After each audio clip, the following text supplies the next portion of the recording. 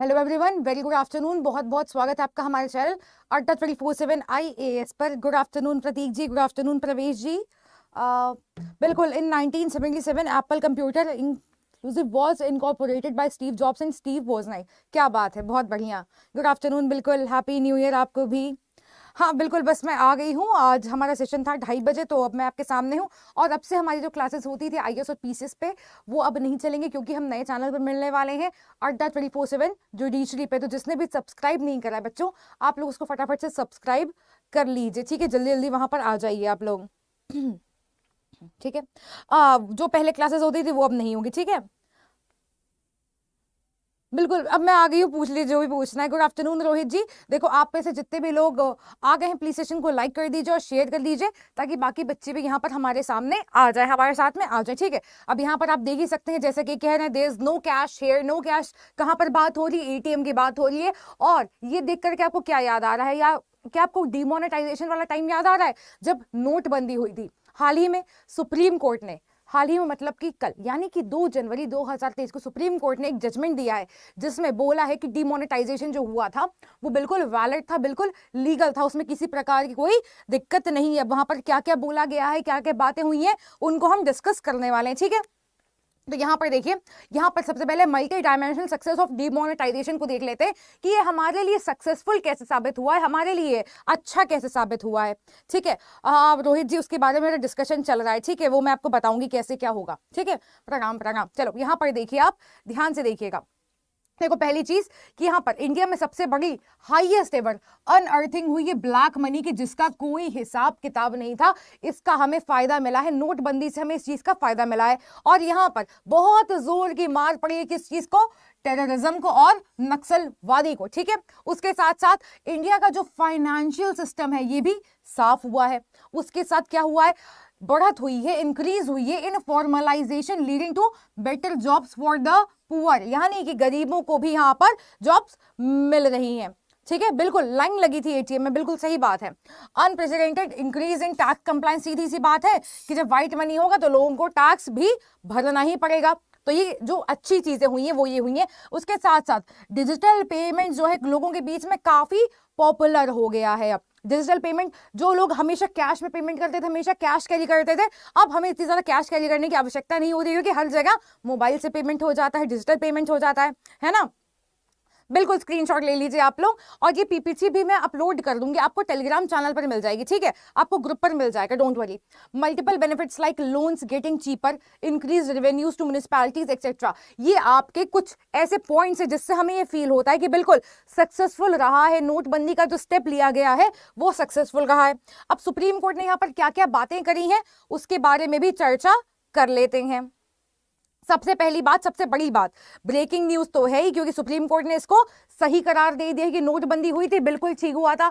तो सबसे पहले केस का नाम क्या है? तो केस का नाम है Vivek Narayan Sharma versus union of India. And trust में बच्चों, आने वाले एग्जाम्स में आपको कहीं ना कहीं ये प्रश्न जरूर देखने को मिलेगा। इससे रिलेटेड क्वेश्चंस आपको अपने एग्जाम में देखने को मिलने वाले हैं क्योंकि डीमोनेटाइजेशन यानी कि नोटबंदी से डील करता हुआ सुप्रीम कोर्ट का लेटेस्ट जजमेंट है, कल की तारीख में आया हुआ है, 2 जनवरी का जजमेंट है ये, ओके। बेंच की बात कर लेते हैं तो यहाँ पर जस्टिस S अब्दुल नजीर जी थे, जस्टिस BR गवई थे, justice AS Bopanna, justice V Ramasubramanian and justice BV Nagarathna. यानी कि टोटल कितने हो गए? 5 जस्टिसेस हो गए। और जहां पर 5 जस्टिसेस हो जाते हैं उसको क्या कहा जाता है? कॉन्स्टिट्यूशनल बेंच का जजमेंट कहा जाता है, ठीक है।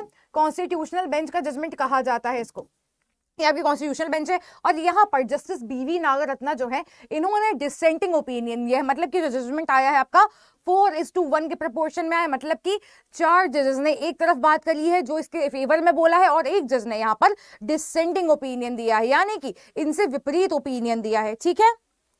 2016 में से पहले कैश का यूज 88% यूज होता था, बट आफ्टर 2021 20% यूज ही होता है कैश का। एग्जैक्टली यही होता है, सही बात है, बिल्कुल सही बात है, बहुत बढ़िया। चलिए अब सुप्रीम कोर्ट ने यहाँ पर बोला है कि जहां पर जो प्रश्न उठ रहा था ना, वो एक वर्ड पर क्वेश्चन उठ रहा था, जो आरबीआई के रूल्स हैं उसके अकॉर्डिंग एक वर्ड दिया हुआ है। एक वर्ड यहाँ पर है रिकमेंडेशन। रिकमेंडेशन का मतलब क्या होता है? रिकमेंडेशन का मतलब होता है किसी चीज की अर्जी देना, किसी चीज की सिफारिश करना। मतलब कि यदि कोई आपसे कुछ पूछ रहा है तो आपने यहाँ पर कोई सजेशन दे दिया, आपने कुछ रिकमेंड कर दिया, ठीक है, सिफारिश में भी यूज होता है। तो जो आरबीआई एक्ट है उसके सेक्शन 26 के क्लॉज 2 में इस शब्द का प्रयोग होता है, ठीक है। क्या है हम डिटेल में भी बात करेंगे, ठीक है, साथ साथ चलते रहिए। इन्होंने बोला कि would entail a consultative process between the central board of the reserve bank of India and the central government in ruling its ruling maintaining the constitutionality of demonetisation. अब यहाँ पर प्रश्न उठ रहा था कि जो नोटबंदी हुई, जो डीमोनेटाइजेशन हुआ, क्या वो संवैधानिक था या फिर असंवैधानिक था? देखिए, अगर कोई चीज न्याय से सुसंगत है तो वो क्या हो जाती है? संवैधानिक हो जाती है। लेकिन यदि न्याय का विरोध कर रही है, कानून का विरोध कर रही है, तो वो क्या हो जाएगी? असंगत हो जाएगी, उसके साथ साथ असंवैधानिक हो जाएगी। तो प्रश्न यहाँ पर यही उठ रहा था कि क्या ये संवैधानिक है या नहीं है, क्योंकि अगर मैं आपसे बात करूं तो यहाँ पर section 26 clause 2 of the RBI act, यानी कि रिजर्व बैंक ऑफ इंडिया का जो एक्ट है, उसमें लिखा हुआ है कि यहाँ पर जो भी ऐसा कोई मेजर लेना है, ऐसा कोई स्टेप लेना है, ऐसा कदम उठाना है या नहीं उठाना है, इसका फैसला कौन करेगा? इसका फैसला करेगा आपका central board of the reserve bank of India. लेकिन एक्चुअल में क्या हुआ? हमारी यूनियन गवर्नमेंट ने, यानी कि केंद्र सरकार ने, सेंट्रल गवर्नमेंट ने ये फैसला लिया था कि यहां पर नोटबंदी होगी और यहां पर सर्कुलेशन बंद हो जाएगा पुराने 500 के और 1000 के नोटों का, है ना? यही हुआ था ना, कुछ और हुआ था? जल्दी से बता दीजिए। और प्लीज सेशन को लाइक करना बिल्कुल मत भूलिए, शेयर करना बिल्कुल मत भूलिए, बिकॉज बहुत ही इंपॉर्टेंट जजमेंट है ये, ठीक है। अब यहां पर बोला गया है, अब ये देखो कोर्ट्स में क्यों है, इटैलिक्स में क्यों है, क्यों? क्योंकि ये जज साहब ने बोला है और जज साहब की बात है, ठीक है। कौन कौन से जज साहब है पहले ही देख लीजिए। Justice S Abdul Nazeer ji, justice B R Gavai ji, justice A S Bopanna and justice V Ramasubramanian. सबसे पहले हम इनकी ऑब्जर्वेशन की बात करेंगे, जो 4 जजेस के फेवर में है कि डिमोनेटाइजेशन जो हो रहा है वो बिल्कुल सही हो रहा है, ठीक है। जो डीमोनेटाइजेशन हो रहा है वो सही हुआ है। और यहां पर एक जस्टिस नागरत्ना जी, जिन्होंने डिसेंटिंग ओपिनियन दिया है, उनकी ऑब्जर्वेशन को हम अलग से डिस्कस करने वाले हैं, ठीक है। क्या हुआ? ओके, बिल्कुल शिवानी जी, क्लास अभी स्टार्ट हुई है, थोड़ी देर पहले ही स्टार्ट हुई है, 6-7 मिनट होते हैं, ठीक है। यहां पर देखो, यहां पर लिखा हुआ है merely because the central government has advised the central board to consider recommending demonetisation. यहां पर क्योंकि केंद्र सरकार ने सिफारिश करी है central board of the reserve bank of India से कि डीमोनेटाइजेशन को कंसिडर किया जाए, यानी कि नोटबंदी की बात पर ध्यान दिया जाए, तो यहां पर यदि सेंट्रल बोर्ड ने on the advice of the central government, यहां पर अगर सेंट्रल बोर्ड ने एक्ट करा है केंद्र सरकार के कहने पर, केंद्र सरकार की बात को मानते हुए यदि उस पर निर्णय लिया है, कंसिडर किया है, जो प्रपोजल था डीमोनेटाइजेशन का और उसको रिकमेंड करा है, thereafter the central government has taken a decision, उसके बाद सेंट्रल गवर्नमेंट निर्णय लिया कि हाँ डीमोनेटाइजेशन होना चाहिए, नोटबंदी होनी चाहिए, जो प्रचलन में है, जो 500 और 1000 के नोट थे, इनको बंद करने की जो बात थी, ये बात मानी गई। और इस बात का फैसला किसने उठाया?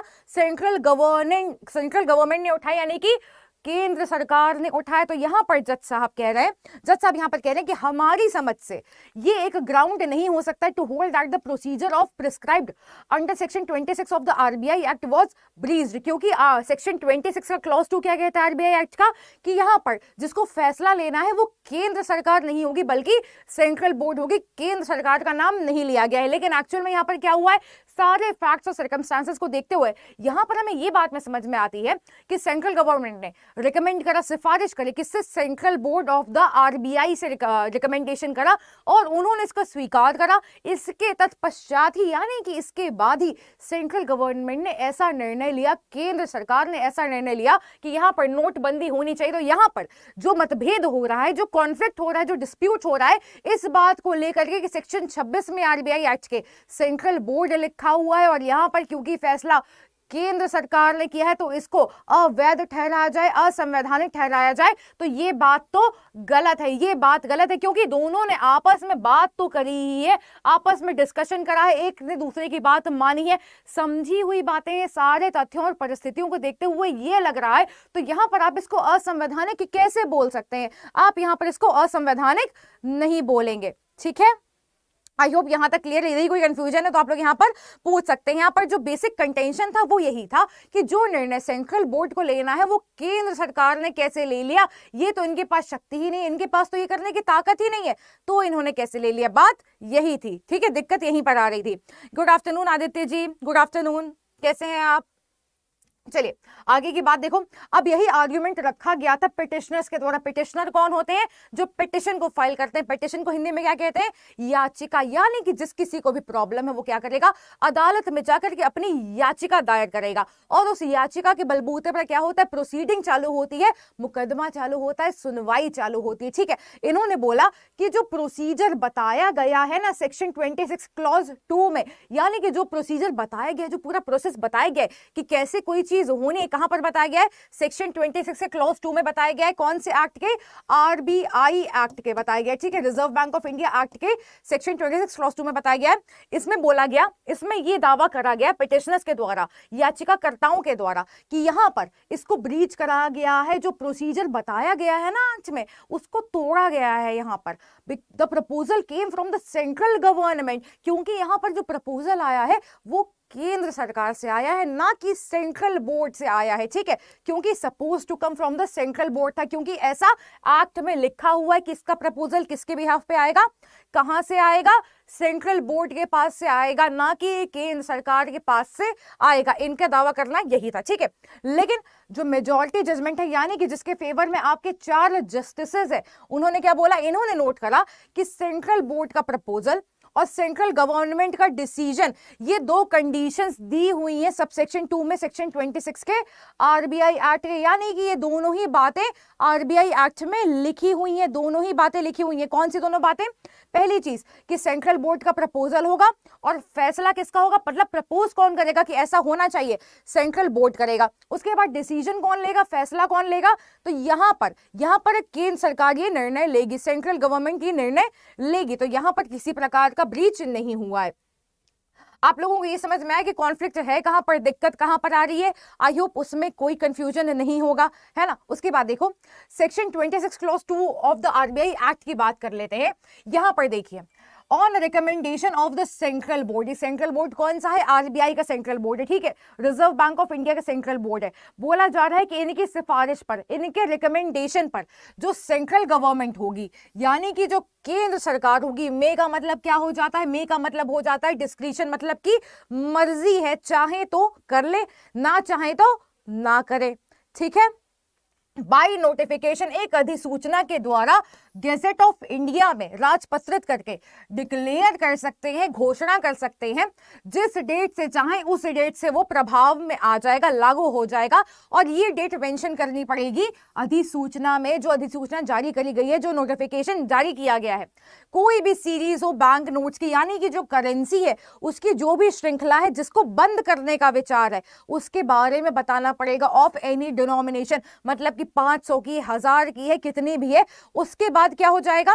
शैल सीज टू बी लीगल, मतलब कि शैल का मतलब क्या होता है? शैल का मतलब होता है मैंडेटरी, कि ऐसा होगा ही होगा। यहां पर मनाही नहीं कर सकते हैं, यहां पर कोई और बात नहीं कर सकते, यहां पर कोई और ऑल्टरनेटिव नहीं है। शैल का मतलब होता है मैंडेटरी, कंपलसरी है। ठीक है, सीज कर जाएगा, लीगल टेंडर होना। लीगल टेंडर क्या होता है? जो हमारी करेंसी होती है वो लीगल टेंडर होता है। क्यों? क्योंकि उसको लॉ ने रिकॉग्नाइज करा है कि ये प्रचलन में आ सकता है, इससे खरीद बिक्री हो सकती है, ये खरीद फरोख्त का एक टोकन होता है। ठीक है, लीगल टेंडर जो होता है वो हमारी करेंसी ही होती है, समझने वाली बात है। ठीक है, यहाँ पर सेव एट सच ऑफिस और agency of the bank and to such extent as may be specified in the notification. इससे रिलेटेड जो जो बातें हैं, सारी की सारी बातें उसी अधिसूचना में रहेंगी, उसी नोटिफिकेशन में रहेंगी। लेकिन जो गौर करने वाली बात है वो आप लोगों के लिए 2-4 बातें ही हैं। देखो मैं उसको हाईलाइट कर रही हूँ, प्लीज आप लोग भी चाहे तो स्क्रीनशॉट जरूर ले लेना इस बात का।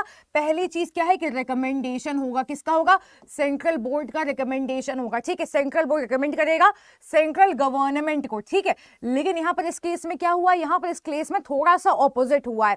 थोड़ा सा ऑपोजिट क्या हुआ है? यहां पर केंद्र सरकार ने ही रिकमेंड करा है और यहां पर सेंट्रल बोर्ड ने इसको ओके करा है। उसके बाद केंद्र सरकार ने यहां पर निर्णय लिया है। तो बात क्या हो गई? बात तो घूम के वही हो गई ना कि यहां पर हमें करने का मन है। माता पिता अगर खुद से इजाजत दे देते कि जाइए आप अपने लिए कुछ खरीद लीजिए, ठीक है, आप उनकी मर्जी चले गए कुछ खरीदने, वो भी बात ठीक है। यदि आपको कुछ चाहिए, माता पिता नहीं बोल रहे, आप उनके पास गए कि मुझे इस चीज की जरूरत है, माता पिता ने बोला ठीक है, तो दोनों ही चीजों में क्या हुआ, दोनों ही चीजों में अनुमति आपको माता पिता से लेनी थी, वो आपने ले ली। ठीक है, ये तर्क है, ये तर्क है इस बात के पीछे कि यहाँ पर रिकमेंडेशन चाहे जहां से आया हो, मंजूरी तो आई ना, उनकी सहमति तो आई ना, स्वीकृति तो आई ना, और उसके बाद डिसीजन लेने का काम किसका था, डिसीजन लेने का काम तो हमारा केंद्र सरकार का ही था, और केंद्र सरकार ने ही निर्णय लिया है। और किस प्रकार से किया है, अधिसूचना जारी करी है गेजेट ऑफ इंडिया में, और डिक्लेयर करा है कि जो भी तारीख बताई जाएगी, यानी कि कौन सी तारीख बताई गई थी, किसी को याद है,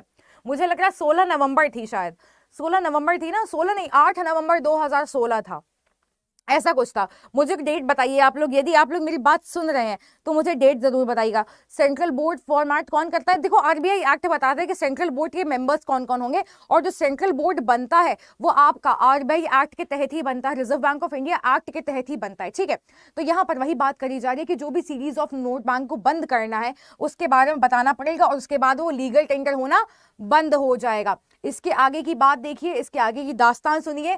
द स्कीम मैंडेट्स, ये जो स्कीम है ये बताती है कि before the central government takes a decision, ये जो स्कीम, ये जो पूरी बात बताई गई है आरबीआई एक्ट में, इसका मतलब क्या है, इसका मतलब ये है कि इससे पहले की केंद्र सरकार कोई भी निर्णय ले विद रिगार्ड टू डीमोनेटाइजेशन, नोटबंदी को लेकर के, यदि केंद्र सरकार कोई भी निर्णय लेना चाहती है तो वो क्या करेगी, वो रिक्वायर्ड है to consider the recommendation of the central board. उनके लिए जानना जरूरी है कि सेंट्रल बोर्ड का यहाँ पर क्या कहना है, इनके कहे बिना जो केंद्र सरकार है वो कोई निर्णय नहीं लेगी, नोटबंदी से जुड़ा हुआ, इस विषय से जुड़ा कोई भी निर्णय नहीं लेगी। ठीक है, अब यहां पर मालूम पड़ता है, we find that in the context in which it is used, यहां पर जिस कॉन्टेक्स्ट में रिकमेंडेशन वर्ड की बात हो रही है, यदि उसकी हम बात करें तो रिकमेंडेशन का मतलब यहां पर सिफारिश ना होकर के ये होगा कि यहां पर एक कंसल्टेटिव प्रोसेस हुआ है, मतलब कि एक दूसरे की सहमति को जाना गया है, एक दूसरे की स्वीकृति को लिया गया है, किसकी किसकी, सेंट्रल बोर्ड की, इसके साथ साथ सेंट्रल गवर्नमेंट की, क्योंकि दोनों की प्लेयर्स तो यही है, एक का काम है रिकमेंडेशन देना, दूसरे का काम है फैसला लेना, तो घुमा फिरा करके काम तो वही हुआ है कि नहीं हुआ है, आप लोगों का क्या ओपिनियन यहाँ पर बताइए एक बार। डेट तो बिल्कुल बता दी आप लोगों ने, मुझे भी याद आ रहा था कि 8 नवंबर 2016 ही है। चलो मुझे ये बताओ कि यहाँ पर क्या ये बात हुई कि नहीं हुई, ये दोनों की प्लेस हुए कि नहीं हुए, बात तो इन्हीं की हो रही है ना, बात तो इन्हीं की हो रही है कि नहीं है, यहाँ तक क्लियर है कि नहीं है। उसके बाद हम डिसेंटिंग ओपिनियन पढ़ेंगे कि उनका डिसेंट में क्यों है, वो इसके अगेंस्ट क्यों है, उन्हें ऐसा क्यों लग रहा है कि ये असंवैधानिक है, ये संवैधानिक नहीं है।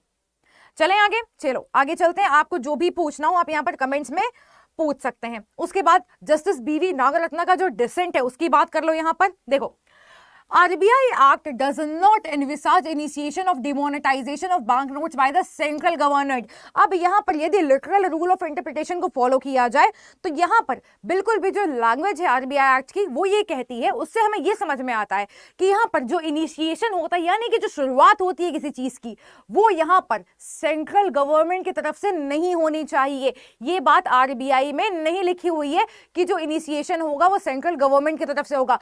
RBI एक्ट में रिकमेंडेशन का मतलब ये है कि यहां पर इनिशिएशन होना चाहिए, मतलब कि बात की शुरुआत होनी चाहिए सेंट्रल बोर्ड की तरफ से, ना कि सेंट्रल गवर्नमेंट की तरफ से। ठीक है, बस ऐसे को घुमाकर पकड़ा है, बिल्कुल बस ये को घुमा करके पकड़ा है, एग्जैक्टली वही बात करिए। लेकिन यहाँ पर नागरत्ना जी बिल्कुल इसको एकदम सीरियसली लेके एकदम स्ट्रिक्ट इंटरप्रिटेशन कर रही हैं, और यहाँ पर बता रही हैं कि RBI एक्ट इसको एनविसाज ही नहीं करता है कि इनिशिएशन जो होगा नोटबंदी का, बैंक नोट्स का, वो केंद्र सरकार के द्वारा होगा। ठीक है, इस बात को नहीं मान रहे। ठीक है, आगे देखिए, जस्टिस नागरत्ना ने यहाँ पर ऑब्जर्व करा कि जो मेजॉरिटी जजमेंट है वो इस बात को नहीं समझ रहे हैं कि जो एक्ट का, ये जो RBI एक्ट है, इसका जो एसेंशियल फैक्ट है, इसका जो एसेंशियल महत्वपूर्ण इसकी विशेषता है, वो ये कहती है कि ये एनविसाज नहीं करता, यहाँ पर बात नहीं करी गई है कि इनिशिएशन जो होगा डीमोनेटाइजेशन का बैंक नोट्स का, वो केंद्र सरकार के द्वारा होगा, क्योंकि जो लैंग्वेज लिखी हुई है RBI एक्ट में वो यही लिखी है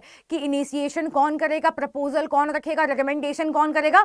तो रिकमेंडेशन करने का काम किसका है, central board of the reserve bank of India का है, और उस पर फैसला लेने का काम किसका है, केंद्र सरकार का है। ठीक है, तो यहां पर इसलिए इन्होंने डिसेंटिंग ओपिनियन दिया है, डिसेंटिंग जजमेंट दिया है, जिस वजह से हमारा जजमेंट है 4:1 के रेशियो में आया है। इसके साथ साथ इन्होंने और क्या कहा है यहाँ पर कि according to justice Nagarathna section 26 clause 2 of the RBI act only grants authority to invalidate a specific series of notes. इसके साथ साथ जो आरबीआई का एक्ट है उसका सेक्शन 26 क्लॉज 2 की अगर बात करी जाए तो यहाँ पर ये खाली इस चीज की अथॉरिटी देता है कि कोई स्पेसिफिक सीरीज है नोट्स की, मतलब कि कोई स्पेसिफिक श्रृंखला है जिसकी बात करिए, जैसे 50 की नोट हो गई, 100 की नोट हो गई, 500 की नोट हो गई, 1000 की नोट हो गई, अगर कोई ऐसी स्पेसिफिक श्रृंखला है इसको आप खाली इनवैलिडेट कर सकते हैं, अवैध घोषित कर सकते हैं। ठीक है, इसको अवैध घोषित करा जा सकता है। Hence, the central government is not permitted to reject the entire series of currency notes by issuing a notification under that section। अब यहाँ पर ये भी बोला गया कि क्योंकि ऐसी बात है यहाँ पर इस वजह से केंद्र सरकार के पास अनुमति नहीं है कि वो यहाँ पर मना कर सकते हैं, रिजेक्ट कर सकते हैं entire series of currency notes को बाय इश्यूइंग अ नोटिफिकेशन। आपने नोटिफिकेशन तो जारी कर दिया, अधिसूचना तो जारी कर दी, लेकिन आपके पास इतना भी अधिकार नहीं है कि आपने उसको पूरी तरह से स्वीकार करने से ही मना कर दिया है, उसको अवैध घोषित किया जा सकता है, लेकिन रिजेक्ट करना गलत है। ये क्या है? ये इनजस्टिस हो रहा है। ठीक, द डिसेंटिंग जज also noted that the entire process took place in just 24 hours. इसके साथ साथ मात्र 24 घंटों में ही फैसला ले भी लिया, उसको लागू करवा भी दिया। And that the RBI did not independently consider the centres proposal for demonetisation. और यहाँ पर आरबीआई के पास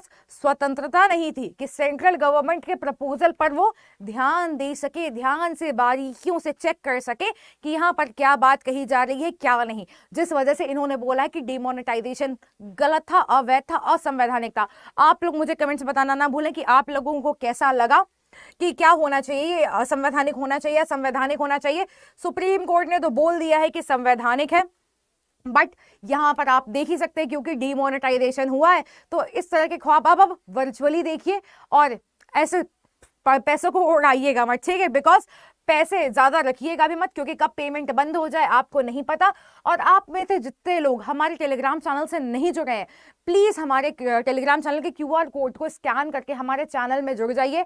और मैंने आपको बता ही दिया है कि अब मेरी क्लासेस अड्डा 24/7 IAS के चैनल पर और अड्डा 24/7 PCS के चैनल पर, दोनों पर ही नहीं होने वाली। हम कहाँ मिलेंगे? अड्डा 24/7 जोगेश्वरी के चैनल पर मिलेंगे। जितने लोगों ने सब्सक्राइब नहीं करा बच्चों, प्लीज वहां पर सब्सक्राइब कर लीजिए। अब हम रेगुलरली वहीं पर मिलने वाले हैं, डेली बेसिस पर हम वहीं मिलेंगे। ठीक है, all I understand ma'am, to bring a big change we have to bigger. और बिल्कुल सही बात है, बिल्कुल सही बात है, हदें तोड़नी ही पड़ती है, उसके बाद ही कुछ बड़ा हो सकता है। ठीक है, तो जितने लोग नहीं जुड़े हैं प्लीज जल्दी से जुड़ जाइएगा और इस प्रकार के जो सेशंस हैं वो आपके लिए वहीं पर आते रहेंगे। ठीक है, फटाफट से जुड़ जाना। चलो, till then take care, bye bye, मिलेंगे अड्डा 24/7 जोगेश्वरी के चैनल पर। एक सूचना और देनी थी आप लोगों को कि यूपी का जो क्रैश कोर्स है उसमें तो एडमिशन्स हमारे जो है कंप्लीट हो चुके हैं, फुल हो चुके हैं, बट हाँ जितने भी लोग अभी भी तैयारी करना चाहते हैं उनके लिए हमारी यूपी की टेस्ट सीरीज आने वाली है। उसके साथ साथ हमारे जो बैचेस है वो भी मैं एक बार दिखा देती हूँ आपको। गूगल पे जाना है, गूगल पे जाकर के अड्डा 24/7 पे जाना है और पहले ही लिंक पर जाना है आपको। ऑल कोर्सेज में जाना है, ऑल कोर्सेज में आपको यूपीएससी में जाना है, यूपीएससी में आपको स्टेट जोगेश्वरी PCSJ में जाना है। उसके बाद यहाँ पर आपको बहुत सारे बैचेस देखने को मिलेंगे, व्यू ऑल कर लीजिएगा। जो हमारे टारगेट स्टेट के बैचेस हैं वो बिहार के लिए है, यूपी के लिए, हरियाणा के लिए, मध्य प्रदेश के लिए, दिल्ली के लिए, लेकिन बहुत जल्दी आपको राजस्थान के लिए, बहुत ही जल्दी उत्तराखंड के लिए, इनके लिए भी बैचेस देखने को मिलने वाले हैं, क्योंकि उत्तराखंड का तो एग्जाम ही आ गया तो उसके लिए बहुत जल्दी आ जाएगा। लेकिन यदि आपका कोई एक पर्टिकुलर स्टेट टारगेट नहीं है, आप सारे स्टेट्स का एग्जाम देना चाहते हैं, तो ये सबसे पहला वाला जो बैच है ये आपके लिए मैं एक बार खोल के दिखा देती हूँ, प्री प्लस मेंस के लिए। और मैं क्यों दिखा रही हूँ? क्योंकि बेटा कल से हमारी क्लासेस स्टार्ट हो रही सुबह 7 बजे से, तो जिसने अभी तक एनरोल नहीं करा प्लीज आप लोग एनरोल कर लीजिए ताकि आप क्लासेस अटेंड कर पाए, आपकी एक भी क्लास ना छूटे। सफीन जी, डेली क्लास 2:30 तो नहीं होगी, डेली क्लास हमारी होगी जोगेश्वरी वाले चैनल पर, अड्डा 24/7 जोगेश्वरी के चैनल पर होगी हमारी क्लास। तो अब हम वहीं मिला करेंगे, जो टाइमिंग होगी वो आपको बता दी जाएगी, बट हाँ यहाँ तो हम नहीं मिलेंगे। ठीक है, टेलीग्राम ग्रुप में आप जुड़ जाइए, वहां पर आपको सारी इन्फॉर्मेशन मिल जाएगी। ठीक है, वहां पर सारे लिंक्स पोस्ट हो जाते हैं। यहाँ पर देखिए 1300+ घंटे की आपकी ऑनलाइन लाइव क्लासेस है, स्टडी प्लान यहाँ पर आपको मिल जाएगा, यहाँ पर आप टच करेंगे, यहाँ पर स्टडी प्लान खुल जाएगा आपका पूरा। ठीक है, तो कल से आपके इंडियन एविडेंस एक्ट और ट्रांसफर ऑफ प्रॉपर्टी एक्ट शुरू होने वाला है। उसके साथ साथ यहाँ पर जो टीचर्स पढ़ाने वाले हैं आपको उनका एक्सपीरियंस और उनके डेमो लेक्चर्स आपको यहाँ पर नीचे मिल जाएंगे। उसके साथ साथ यहाँ पर आपको बाय नाउ करना है, प्राइस तो देखना ही नहीं वहां पर क्या लिखा है, आपको कूपन कोड एंटर करना है मेरा, दैट इज Y625 Y625 आपको एंटर करना है और यहाँ पर आप देखेंगे कि जो बैच आपका 60,000 रुपए का था वो आपका कम होकर के 13,400 का हो जा रहा है, 13,700 का हो जा रहा है। लेकिन ये मत पे करिएगा, अड्डा 24/7 की मोबाइल एप्लीकेशन को डाउनलोड करिएगा। फर्स्ट टाइम रजिस्टर करने पर आपको वहां पर 399 फ्री कॉइन्स मिल जाएंगे। उनको यूज करने के बाद उसके उपरांत आपको ये बैच पड़ेगा 13,400 रुपए का। तो जिसने अभी तक एनरोल नहीं करा बच्चों, प्लीज एनरोल कर लीजिए। कल सुबह से क्लासेस स्टार्ट हो रही हैं, तो एक भी क्लास आपकी क्योंकि मिस ना हो, इसलिए जल्दी से जल्दी यहाँ पर जुड़ जाइए, ठीक है। कोड जरूर याद रखिएगा Y625। और जितने बच्चे अभी तक टेलीग्राम में नहीं जुड़े हैं, प्लीज टेलीग्राम में जुड़ जाइए क्योंकि सारी इंफॉर्मेशन आपको वहीं पर मिलेगी। चलो, ऑल द